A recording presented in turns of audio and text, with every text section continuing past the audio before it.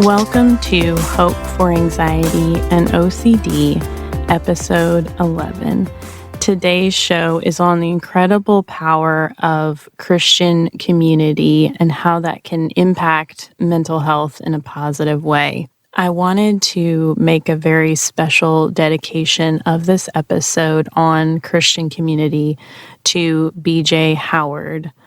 In the process of putting this recording together, I found out that he passed away.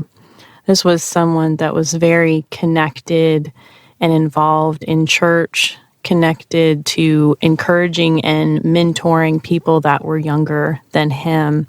And he was someone who was able to give me a lot of hope in my life when I needed it the most, to keep going and to keep following the Lord and keep trusting His plan for my life. So thank you so much, BJ, for your influence. And I hope that in some small way, this episode, and not just this episode, but this podcast, is a way to move forward and can carry the torch of the light and the love that you showed to me, to be able to show that to other people.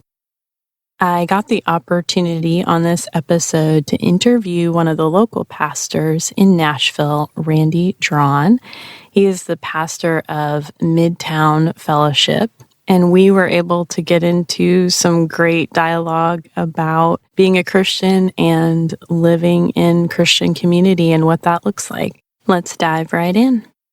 For those that don't know you, tell us a little bit about yourself. I've been in Nashville for almost 30 years now, married, have 3 kids, started Midtown Fellowship around 2001.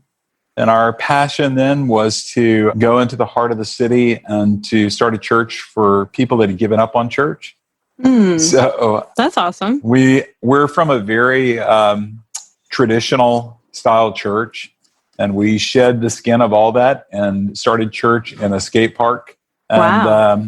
Most of the folks that were coming to Midtown were musicians or college students. Back then, the city had really not gone through any kind of transformation. This was pre-Titans. Nobody really lived down there unless they had to, which meant that they couldn't afford to live anywhere else. Downtown was the cheap place to live.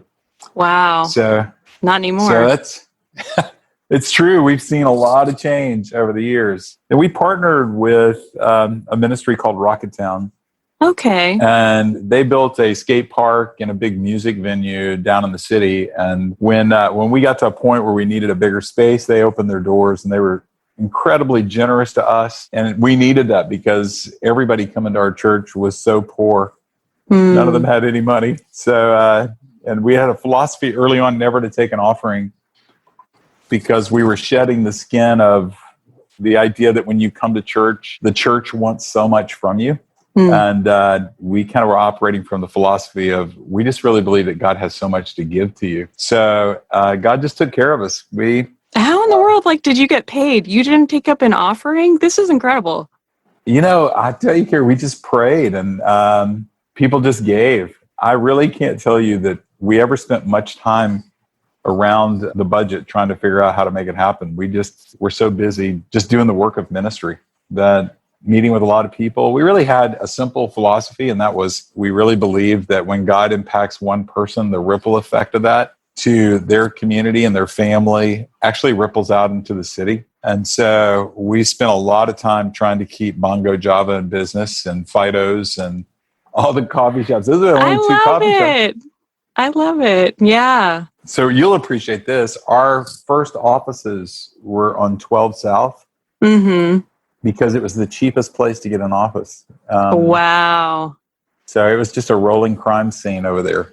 And obviously it's all changed since then, but a lot has changed in Nashville, I'm sure, over the years that you've been there. And in terms of ministry, that has shifted somewhat the population that you're ministering to. Is it more diverse as Nashville becomes more diverse? We and you can tell me how much you want to get into this. I'm happy to talk about, what we've done over the years. But Midtown, about the first 18 months, it was a slow crawl. We had maybe 10 people coming to church. And then it began to build, and we started to see the Lord really doing some really cool stuff in people's lives. When we moved to Rocketown, we literally bought 100 used folding chairs, and we called it the purchase of faith, that we believed that the Lord was going to fill these 100 seats. And within a year, we had close to 1,000 people that were coming to services at Rocketown. And it was insane. We couldn't get everybody in. In fact, the stage was full of chairs and the floor and the balcony. And we really had a dilemma because we realized that the bigger that we were getting, the least effective we were at reaching our mission, which was creating a safe place for people that had given up on church. That we were really good at attracting Christians from other churches. Because we're a huge artist community. So our bands were killer. Like you can imagine. Oh, yeah. Coming to church and looking up in the band area, because we wouldn't put our band on the stage. We actually moved them off to the side where you couldn't see them, because none of our artists wanted to perform on Sunday morning. So it was about the Lord. It wasn't about them. But all of them were professional musicians. So the big dilemma that we had is, do we go to multiple services and see how big we can get this? We just didn't feel led to do that. So we went to San Diego and we met with a group of people that helped start Tim Keller's church up in New York. And they were doing something very unique out in California that we brought it back to Nashville, and we customized it and adopted it for ourselves, which was to, instead of going to multiple services, why don't we take a big chunk of these people and send them back to their slice of Nashville and let them be the church in their community? So...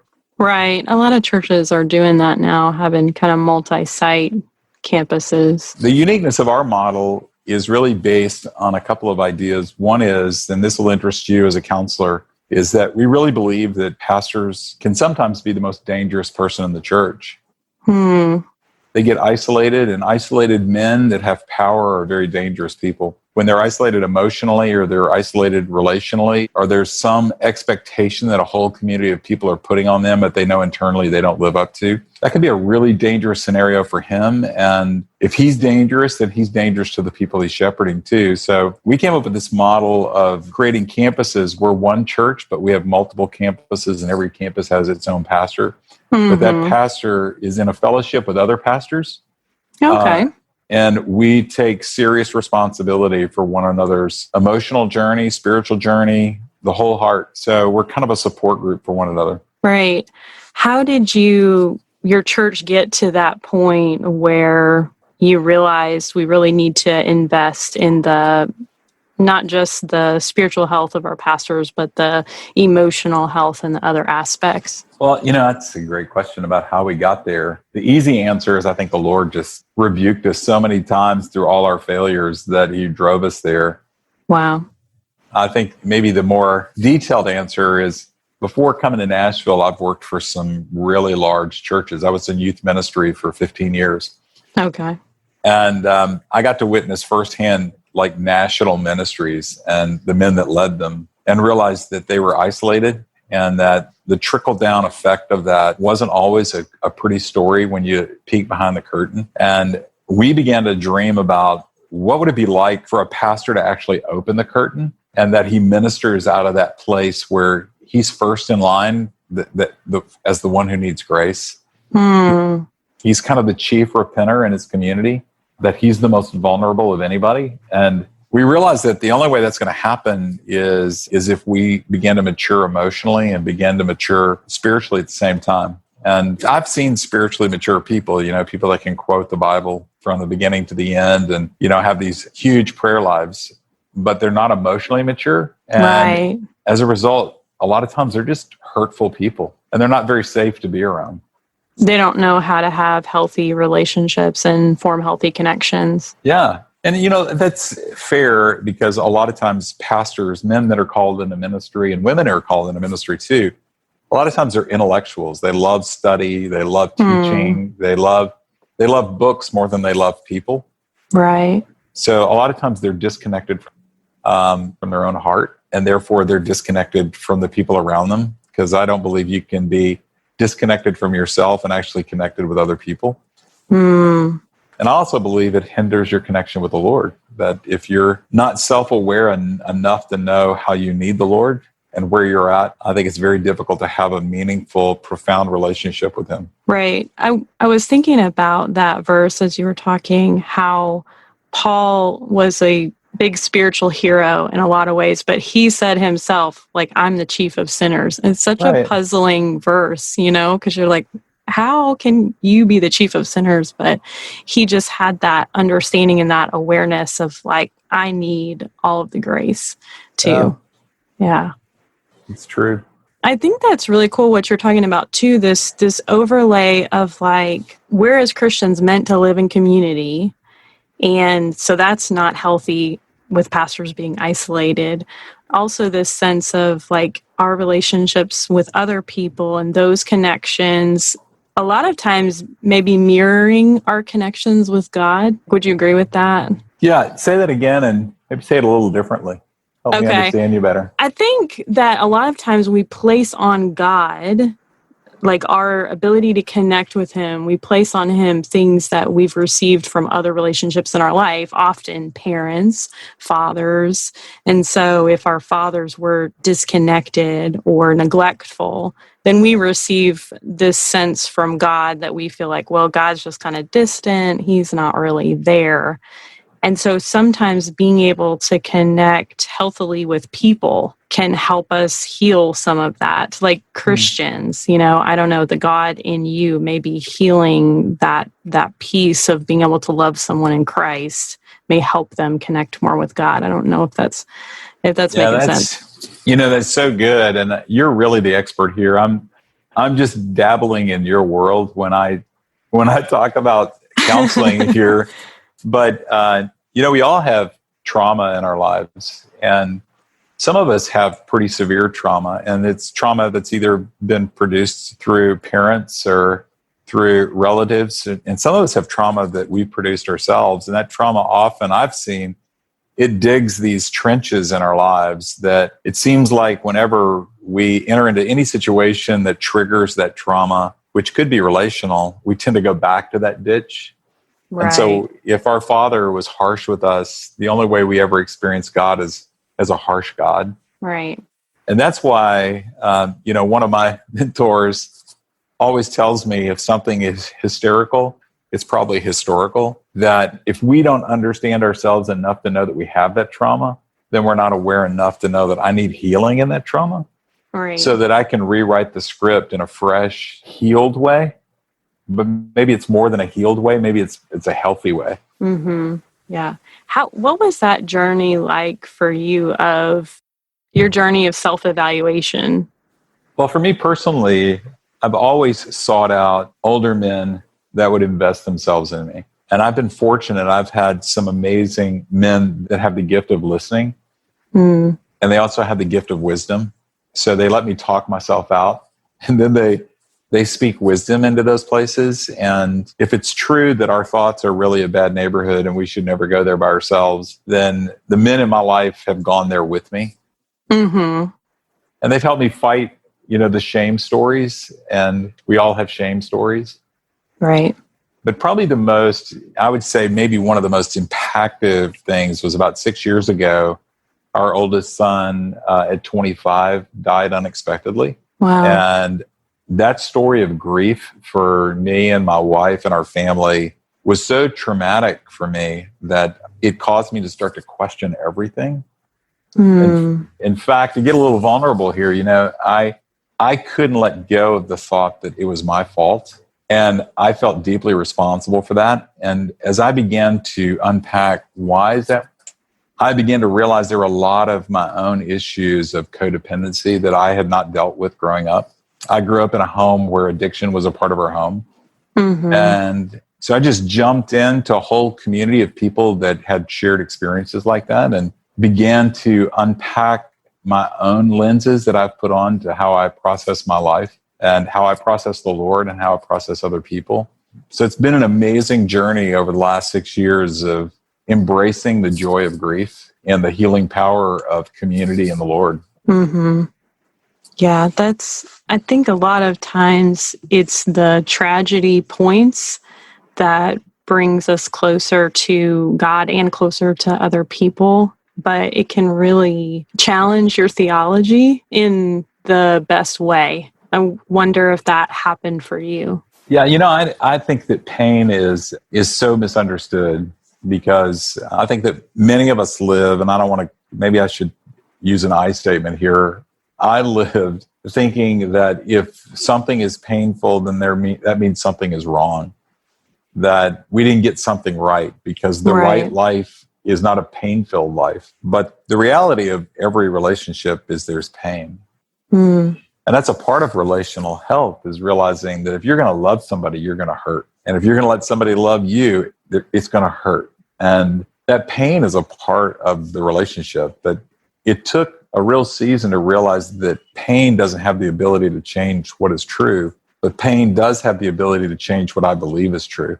So for me to bring my pain to my community, and for me to bring the pain narrative to my community, and whether that was through counselors, or whether that was through just mentors or friends or people that were fighting for me, letting them fight for me, so that my narrative of truth can come alongside my pain and really call it good, which may sound strange to people that are in pain, that your pain is good, but it can be, because the Lord uses that to bring healing in our lives. Right.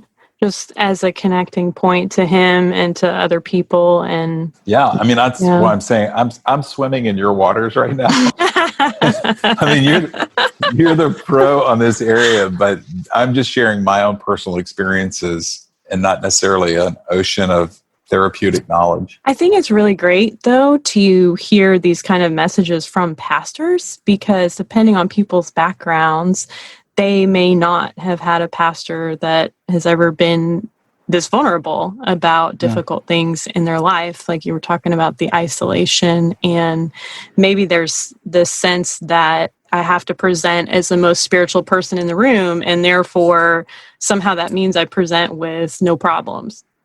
Right. Or no pain, anyway. I have the Lord is good, nothing wrong here. Well, you think about it, that if the only time I can preach is when I've mastered what I'm preaching, and I want to preach with vulnerability, I really don't have any sermons. Because who can do that unless you put up a facade? And you're a counselor, and what happens when people put on masks and they spend their lives to manage an image, and they manage this facade so they can keep their jobs, which is their income. They can keep people's respect, which is they believe my reputation is that if everybody was like me, then we would all be so much like Jesus. Like, it takes a lot of energy and effort to do that. And so what would it be like for the joy of preaching from a place of, hey, I really need this more than any of you need it? And I'm preaching from a place where I feasted on the Lord this week. Right. And I'm just sharing with you what He served up for me. If you have a community that will allow you to do that, it's a beautiful place to be. I love that. I think there's something really about authenticity that's attractive to people. And unfortunately, the church has gotten a bad rap for being fake a lot of times, or Christians have gotten a bad rap for being hypocritical. And it's because we are, but some of it's a good rap. Some of it's true, right? That's right. Yeah, I used to become frustrated when people would talk about Christians becoming hypocritical. And then I realized that Jesus was most frustrated with religious people in the Bible. Right. And so I was like, oh, like it bothered Jesus too. There's a relatability there. So if you're frustrated with the church or people who appear religious, then, Jesus understands that. Right. It's so true. But I think that there's such a gravitational pull to unhealthiness. I mean, you're a counselor. I mean, there are a lot of people that don't come to see you, people that create their whole world of dysfunction, and they live in it till they go to their grave. And there's a huge pull to having a world that you completely control, and that it's not dangerous, and you've minimized pain by medicating or avoidance or distraction. And I think that pull is so attractive when you realize that vulnerability and openness and willing to admit that you're imperfect is so scary. Yeah. I love what Brene Brown talks about is that courage is the ability to let yourself be seen. And it really is true. That takes a lot of courage to let your true heart live itself on the outside. Right. And I don't think that any of us can do that by ourselves. Maybe some can, but I think it takes a community of people that are jumping into that water with us to give us the courage to keep jumping into it. Mm-hmm.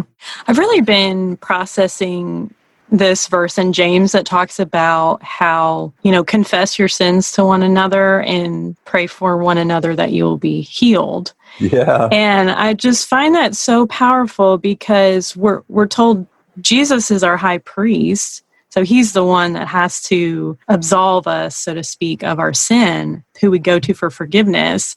But yet we're told to confess to other people for this level of healing that I believe is emotional, of just saying, look, I'm struggling and I need your support and love and prayers. I think that the power of, I've never been involved in AA, Alcoholics Anonymous. I have been involved with Adult Children of Alcoholics, ACA. Mm-hmm. And there's a fundamental belief in those communities is that when I get vulnerable, when I speak out loud what I have on the inside of me, there's something that gets healed in me when I'm sharing that in a community that's accepting me and going, me too. Right. But when I get vulnerable, it also, I believe it heals something in you. It's a gift that we give to one another that knits us not just together, but gives us strength and courage to live our hearts on the outside. Right. Wow. Do you believe that, kind of going back to isolation, so for people who don't have these communities, maybe where they feel like they can be safe and vulnerable and open up, whether that's a church small group or a support group or something of that nature, do you feel like that isolation just kind of continues to feed the dysfunction you were talking about? Yeah. It's strange the things that we begin to accept in our lives. And even the routines that we begin to allow to exist in our lives. And I think that for a lot of people that experience things like we've talked about pain, but also like loneliness, that they receive loneliness as a curse rather than the emotion of loneliness is actually a blessing, and understanding what that blessing, that inviting emotion is actually inviting you to. They use that loneliness as a means by which to stir in shame into their story. And then step back from community because they don't feel like they're worthy of community. And then when you pour resentment on top of that shame and that loneliness, it leads to a real isolated place.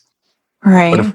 But if we understand that loneliness is a gift from the Lord, it's a part of our hearts that's crying out for, longing and for community. And whether I'm lonely for myself or I'm lonely for, a friend or for Jesus, like it's inviting me to something. And that's why we need community, because that takes a lot of courage in loneliness to call somebody and go, I need you. Could we go out to dinner? Or could we go grab coffee? Or would you consider meeting with me once every Wednesday morning and let us just encourage each other? That takes a lot of courage because that person may say no.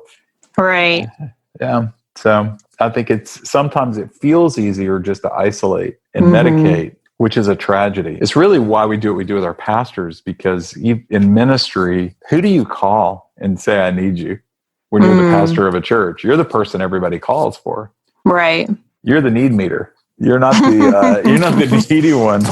You're the one that helps everybody else out. And the tragedy of that is the tragedy of that. Imagine a pastor who is very healthy in his need for his community. And I'm not talking about being over needy in the sense of inappropriately, but really needing the strength of the community to be spiritually healthy. Right. Don't most pastors have connections to other pastors, though? I'm just thinking about this from the therapeutic lens, right? So if I have a really difficult day or a really hard session, like I could name for you 3 or 4 people that I could call and in a confidential manner say, this is what happened to me today, or this was a really hard session and I'm having a hard time dealing with it personally. Do you feel like most pastors have that, or some do and some don't? My experience is that most pastors don't have that. Wow.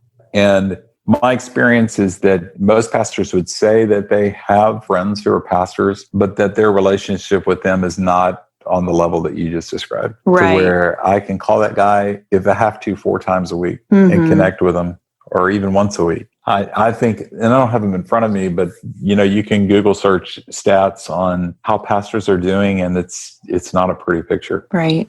Just in terms of a lot of people dropping out of ministry or moral failings. Yeah, and even surveys about, do men feel fulfilled in their calling? Mm-hmm. Would they continue to do what they're doing if they could get another job? It's just, ministry doesn't have to be this miserable place of isolation. Right. It's miserable in the sense that you're suffering as you're caring for sheep, it's a hard job. But you can do it in such a way that if you're self-aware enough to take care of yourself so that you're healthy and taking care of other people. Mm-hmm. That's really huge, like being able to make sure that your needs are getting met. And as Christians, yes, that's from the Lord, but it's also from Christian community. I don't think we can just say, well, I go to Jesus and he fills me up. That's great. But our faith is so communal that we need that interaction, and we need the accountability and the people to call out our blind spots, the things that we're not seeing. Yeah. We were born into a family. Mm-hmm.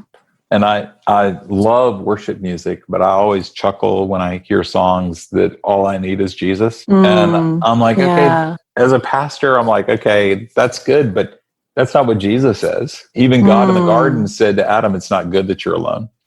And Adam had God. Come on, he's walking in the garden with God, and God said, yeah, you need community. So we're gonna create community right here. So I need people in my life, and it's how I often see Jesus is through the community that God puts around me, or the community I help build around me. Right.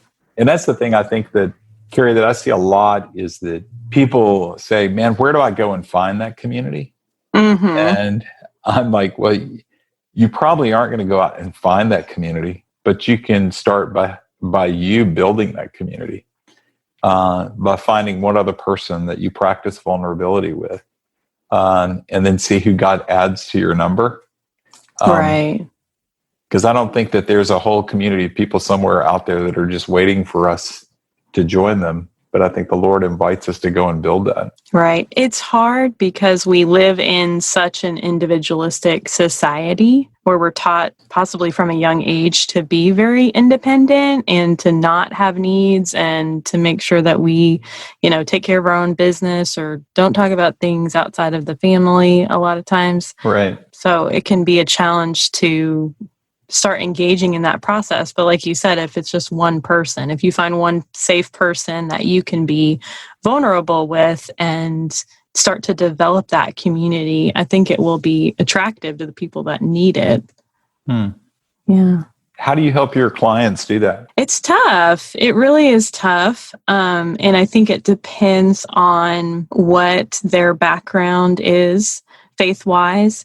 And some of my clients, they don't feel like they can go to people in their church and say, hey, I'm struggling with anxiety, or hey, I have OCD. Like, that would be absolutely terrifying to them, because unfortunately, church does not feel like a safe place, or they may have received different messages in the past, like, well, the Bible says be anxious for nothing and you need to go pray about it some more. And so there's all kinds of different Christian communities and their responses to mental health, obviously. And so it's so therapeutic for me that we're having this conversation, because I know for me personally, even pastors that I've dealt with in the past, I don't think I could have had this kind of conversation with them. And it's always been very passionate for me to figure out how I can support the church as a mental health worker. Yeah. And sometimes that's received. Sometimes it's kind of like, yeah, we want you here in this space.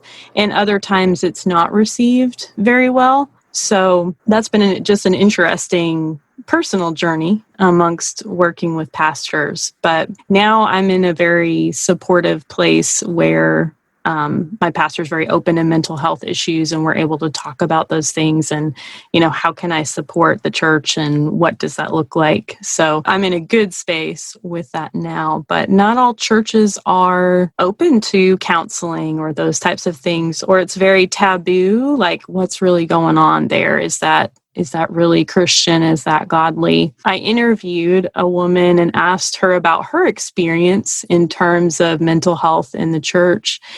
And she literally said the pastors have their head in the sand like an ostrich. And I was shocked by that, but I was glad that she was honest and said that she just said, that's been my experience. And I said, well, why do you think that is? And she said, well, because they would have to look at themselves first. She said, because we all at some level have some anxiety or some depression, or like you talked about, trauma, childhood wounds that maybe haven't been healed yet. And if we don't do that internal process, how are we going to be able to support someone else that's on that journey? Right. Yeah. So we don't. Mm-hmm. Yeah. And that's why, when I was growing up, I went to a very traditional Southern church. And I grew up believing that joy was the bully of all the other emotions. Right. Yeah. That if you're in pain, hey, just rejoice. Mm-hmm. This is the day the Lord has made. Rejoice and be glad in it. So joy comes in and beats up every emotion, whether it's sadness or grief, and you're not a good Christian if you're not rejoicing all the time and just happy. Right. And we get stuck with these crazy messages that mess with our head, which keeps us from navigating our heart. And so my experience, and even here at Midtown, man, we really celebrate the gift of counseling. And we really believe it's a gift that the Lord has given to our community to help our people really do an internal journey. Because a lot of us need master navigators like you to guide us through this jungle called our heart and help us to put language to some of the things that we're experiencing that our family never taught us how to talk about. Mm-hmm. The gap that I often see that makes me sad is the gap between what's happening in a counseling office to that person's community. Ideally, I would love just to see like a community of people from the church that are journeying with that person as they go to counseling. Right. Come out of counseling, that community is supporting them and carrying them and listening to them, so that counseling with community are helping that person really become a full-hearted person. And somebody who is really maturing deeply in their life. But often, even with very healthy people, what happens in the counseling office stays in the counseling office. And what happens in community is often, the tip of the iceberg or real surface kind of stuff. And so I think that the work has to really be done on our side of this fence, that the church needs to realize, that AA group that's meeting in the basement that is experiencing vulnerability, we need to bring that out of the basement and bring it up into the sanctuary. And it's going to start with the pastor. The only way his community can go on that journey, if he's not going on that journey, is if they go around him. And if they go around him, it's going to hurt him. Right. The church. Wow. That's so good. I know that I've been in group counseling situations and walked away from it and said, that's what church is supposed to be like. Right. Like this sense of unconditional acceptance for where people are at. I see you, I see your struggle, I accept you, and hey, like I'm struggling on this journey too. And a lot of times, unfortunately, that isn't people's experience in church.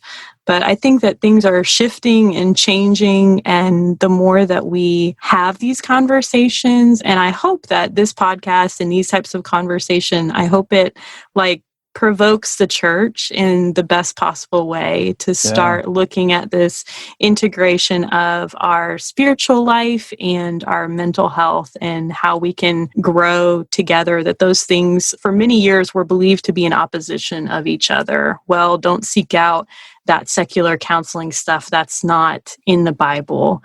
And now we're realizing that everything that we know about the brain and childhood trauma and all of these things, nothing is against what's in the Bible in terms of our knowledge of psychology. When we look at studies about forgiveness, we're like, well, we already knew that as Christians, we already knew that freed you up. It's right there. So it's just a passion for me to really integrate those two pieces really well. I think it's really crazy how we as human beings, and you probably know more about this than I do, but how we as human beings love to label everything black and white.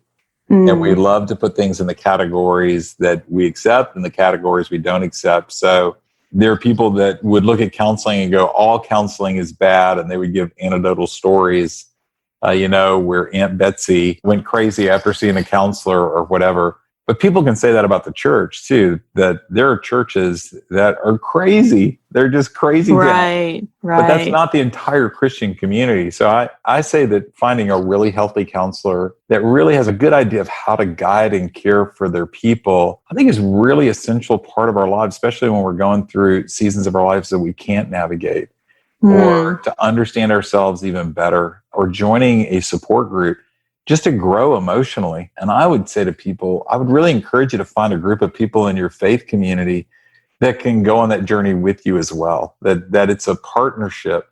I just hate the thought sometimes that people go to counseling and they have to leave their faith community to find healing in their lives. Right. When I think that the faith community can actually go with them and support them and care for them and actually grow with them. That's really a dream of mine.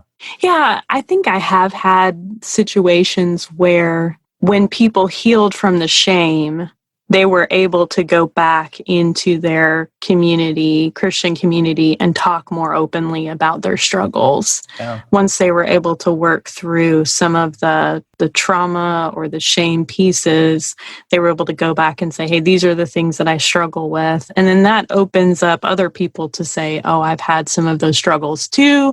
Or, yes, I'm struggling. What are you doing about that? And I think just this sense of when people are in therapy, if they have support, that therapy process is so much easier than if they don't have support. If we're really straining and stressing to find this sense of, who are you connected with that's positive and healthy, that just takes a lot longer. And sometimes it ends up being the therapist. The therapist ends up being the positive relationship in their life until they can develop a healthy, positive relationship outside of therapy. But it works so much better if they have even just some kind of support, people that they feel like they can call or talk to or be open with. So I wanted to ask you if you have any specific encouragement maybe for people who are struggling with anxiety or OCD. I'm not an expert on either one of those, but I've experienced both of those in my life and in the lives of people I care about. Yeah. And I would say that if anything, to take the shroud of shame off of those things and to really get aggressive at seeing yourself as someone you're willing to invest in and not being content with just trying to manage either one of those. But in that state, but jump into counseling and find somebody that can help you understand what's going on inside of you and help you get some tools to really build and live a healthier you. And then I'd also encourage you to find a church that would speak the gospel to you and really speak the truth of God's grace in your life, and find a community of people in that church that are willing to go on that faith journey with you, that you can be vulnerable with and bring out of counseling into the open. What's happening there, you might discover that people don't run and hide from you. When you share those vulnerable moments in your own life, you may actually find other people that are going, me too. Let's journey together. And you begin to see that what's happening to you is not as unusual as you might think it is. And that normalcy of our own struggles, I think let's just take a deep breath and remove all the stuff from it that shouldn't be on it anyway, which is just shame and embarrassment and the kind of things that we don't want other people to see. Right. That's so good. It's so good. I feel like it's somewhat of a summary of the things that we've already been talking about. What I've experienced in all the years that we've done Midtown is nobody here has a hard time understanding that they're sinners. That's everybody relates to that. That's a message that preaches itself. Right. But you know what everybody has a hard time believing is that I'm holy. That what Jesus did for me is he made me his beloved. That in Ephesians 1, it says that he chose me before the creation of the world, and he has lavished grace on me, and he did it because that's his pleasure. That the pleasure of God is to pour on me a new name and love and wisdom and understanding. Sin, I have no need to convince me of that. But my shame is so loud sometimes, believing that I am beloved, that my Father in heaven is for me and he's not against me. Those are the things that I find unbelievable. And there are things that are in the way of me to find that unbelievable. Sometimes there are barriers, and sometimes it's trauma, and sometimes it's addiction, and sometimes it's relationships and marriage that are hurting me, and I feel belittled by my spouse, or my children don't respect me, or maybe I don't love my kids and I feel ashamed about that. All the things that we dare not even whisper in the shadows. And I would say to people, man, you need to pull all those things out and put them in the light of day. And a counselor is a great way to start, but a community is a great place to trust. And then maybe you can start to believe the unbelievable story of what Christ came to do for us and what he's done for us. Yeah. So good. It's so good. So at the end of every podcast, I ask our guests on the show to share a story of hope, which is a time in which you received hope from God or another person. So you sent me this question, what was this, like 5 days ago? And I thought about it, and, I could give you such great platitudes right now, Carrie, and talk about hope in Africa or all that kind of stuff. And I thought that would be so unfair after this conversation. So I'm going to give you the real story, okay? Okay. So in my garage, like, I'm a motorcycle guy. It's been something I've done since I was 15, and I love motorcycles. And in my garage, I have a couple of motorcycles, and one is a project bike that's been sitting in my garage unmoved for almost a year and a half. And Sunday afternoon, one of my old friends called me and he said, "Hey, what are you doing this afternoon? Let's get in your garage and play with that motorcycle." And I said, "Okay, come on over." And he's one of those guys that we never get together and just talk small talk like football scores. He's very open. He's very vulnerable. He runs a prison ministry. He's a musician, and he plays to guys on death row. He's just a very interesting guy. And we played with that motorcycle for 3 hours. And after it was done, that motorcycle started. And I drove that thing up and down my street to the irritation of my neighbors because it has no muffler on it. Oh, no. And, when he left, I realized there are things in our lives that sit dormant and we just avoid them. And I've avoided that motorcycle for a year and a half. It sat in my garage and it wasn't started. And sometimes it just takes a friend that calls and says, "Hey, I'm coming over and we're going to open your garage. And I just want to talk about that thing you have in your garage that should be running and it's not." Right. And it didn't take a Herculean effort to get it started. It just took a Herculean friend who was willing to come over.